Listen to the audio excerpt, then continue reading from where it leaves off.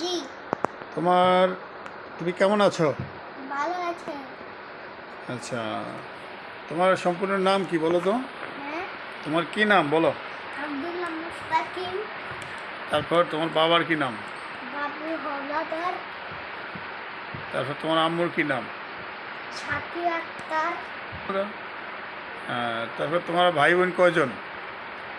একজন ভাই, দুইজন বোন। আবার বলো। তিনজন। টোটাল মোট তিনজন। হুম, তিনজনের ভিতরে একজন। একজন হ্যাঁ, একজন মুস্তাকিম, একজন সিনহা, একজন তানহা। আচ্ছা আচ্ছা। তোমাদের দেশের বাড়ি কোথায়? ভোলা। তোমাদের দেশের বাড়ি কোথায়? ভোলা। ভোলা গলুদ খান চর। ইন্ডিয়া। চর খলিফা ইন্ডিয়া। ইউনিয়ন।